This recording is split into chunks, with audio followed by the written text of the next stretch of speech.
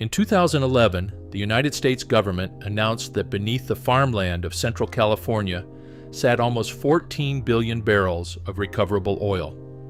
One rock formation, called the Monterey Shale, held 2/3 of all the shale oil in America, more than North Dakota, more than Texas. Newspapers called it the next Saudi Arabia, and one study promised California 2.8 million new jobs. 3 years later, it was gone. The wells hadn't run dry, and there had been no disaster. The government simply released a new report, and 96% of that oil vanished from the books overnight. The biggest oil prize in America, erased by a single document. So how do 14 billion barrels of oil just disappear? And here is the stranger question, the one this whole story leads to. What if the oil never actually went anywhere? A century before the frenzy, this same ground had already made California an oil giant. In 1899, a man named Jonathan Elwood and his son dug a hole into a riverbank near Bakersfield by hand with shovels and struck oil at around 70 feet. That hand-dug hole became the Kern River field, one of the largest ever found in the state. Within a few years, forests of wooden derricks covered the hills of Kern County, and California was producing more oil than almost anywhere on Earth. The region even produced the single biggest gusher in American history.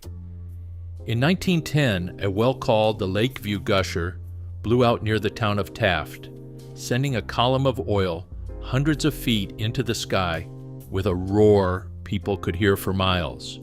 Nobody could cap it. The well ran completely wild for 18 months and spewed roughly 9 million barrels of crude into the open air, forming literal lakes of oil in the desert. Crews built dams out of sandbags and earth just to hold the flood back, and much of the oil was never recovered at all, simply soaking back into the ground it came from.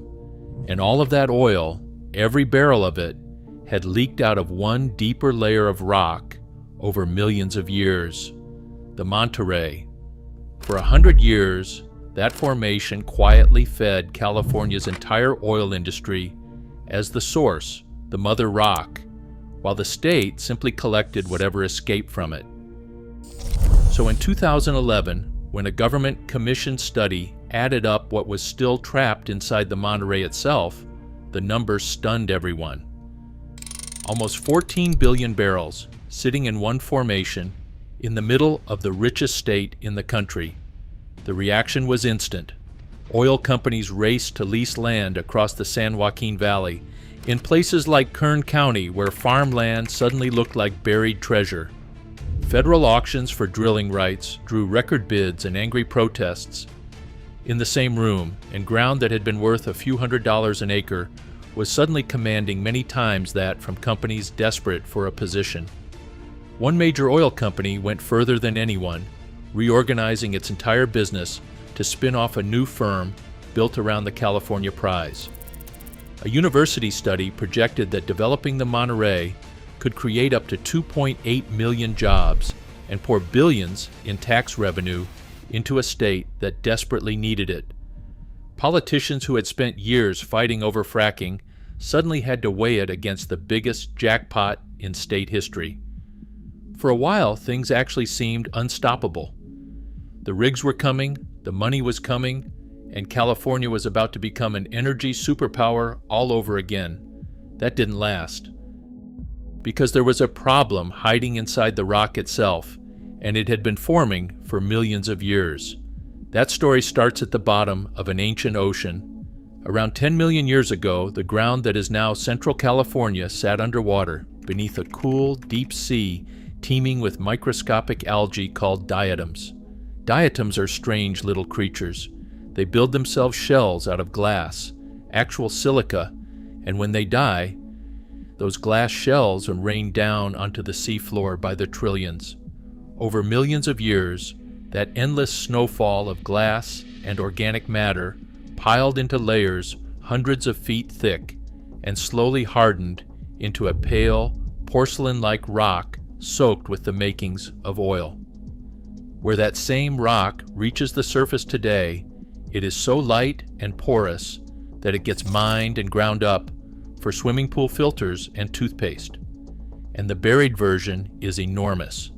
In places, the Monterey runs thousands of feet thick, many times thicker than the famous shale layer under North Dakota. In most oil regions, that would be the end of the recipe. Shale fields like the one under North Dakota lie flat and undisturbed, stacked like sheets of paper, which is exactly why modern drilling works there. A rig can bore straight down, turn sideways, and glide through one thin, predictable layer for miles. California is not most regions. The Monterey sits almost on top of the San Andreas Fault System, one of the most violent plate boundaries on the planet. For millions of years, the grinding of those plates has crumpled the formation like a sheet of metal in a car crash. The layers fold, dive, shatter, and twist. The oil is absolutely there, but instead of one smooth sheet, it is scattered through a broken maze with pockets trapped at every depth and angle. Pay attention to that detail, because it is the crack that brought the whole dream down. Modern fracking is built on predictability. It only pays off when a drill can follow one flat layer for a mile or more. In the Monterey, test well after test well came up short. Drillers would chase a promising layer, and it would suddenly plunge out of reach or break apart into nothing. The oil showed up in teasing amounts, never in floods. Smaller companies that had staked nearly everything on cracking the formation burned through their money chasing it, and some never recovered. The technology that had unlocked North Dakota and Texas simply could not read this crumpled, chaotic rock. And then someone finally checked the math behind the famous number. Independent analysts started digging into where the 14 billion barrel estimate had actually come from, and what they found was shaky. Much of it traced back not to hard drilling data, but to optimistic company projections, the kind of numbers firms show investors. One geoscientist published a detailed study arguing the real recoverable figure was a tiny fraction of the official one. At first, almost nobody listened. Then in May of 2014, the government listened.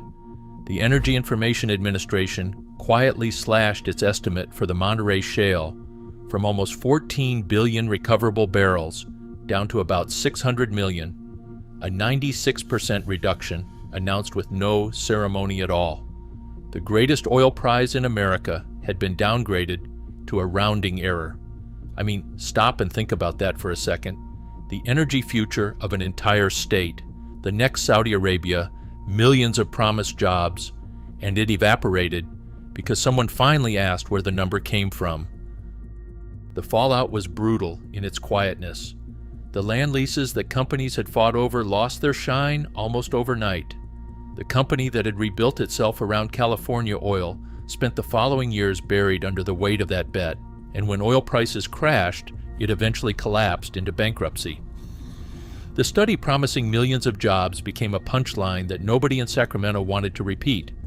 Politicians who had argued for months about the Monterey simply stopped saying the word, as if the jackpot had never existed. Within a couple of years, one of the loudest energy stories in America had gone completely silent, and Central California went back to being farmland that most of the country never thinks about. But here is the detail that everyone missed in the aftermath, and it changes the entire meaning of this story. The 2014 report only measured what today's technology can pull out. It said nothing about how much oil actually exists down there. And on that question, the numbers are still staggering. Geologists estimate the Monterey Formation holds hundreds of billions of barrels of oil in place, locked inside that crumpled rock, a volume that dwarfs every producing field in the country. The downgrade didn't erase the oil. It erased the fantasy of getting it out easily. The proof is the last 100 years of California history. Every giant field in the state, Kern River, Midway Sunset, the fields beneath Los Angeles, was filled by oil that slowly escaped from the Monterey on its own.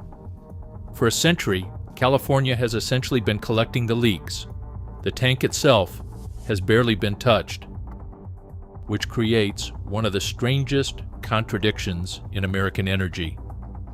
California consumes more gasoline than almost any place on Earth, and today roughly 3/4 of its crude oil arrives by tanker from South America and the Middle East, all while the state sits directly on top of what may be the largest untapped oil deposit in the country. Drive through Kern County today and you can still see both halves of the story at once. Nodding pump jacks working the old leaked oil right beside the almond orchards, while the mother rock below them stays sealed. That is not a political statement. It is simply what the geology and the shipping records show. And the story may not be finished. Remember that flat, easy shale in North Dakota? For 50 years, that oil was considered unrecoverable too. Geologists mapped it, measured it, and watched the industry write it off decade after decade, right up until horizontal drilling and fracking changed the rules almost overnight and turned a forgotten state into an energy giant. The Monterey is waiting for its own version of that breakthrough. Some companies are still quietly experimenting in the folded rock of the San Joaquin Valley, betting that whoever solves the maze first will own the biggest prize left on American soil. In 2011, they called Central California the next Saudi Arabia, and 3 years later, the whole idea was buried as one of the great embarrassments in modern energy. But the strange truth is that the headline writers may not have been wrong. They may have just been early. The report wiped 14 billion barrels off the books. It could not take a single drop out of the ground. The oil is still down there, folded into the dark beneath the almond orchards and the highway towns, waiting for technology to catch up. And if that day ever comes, it could change everything.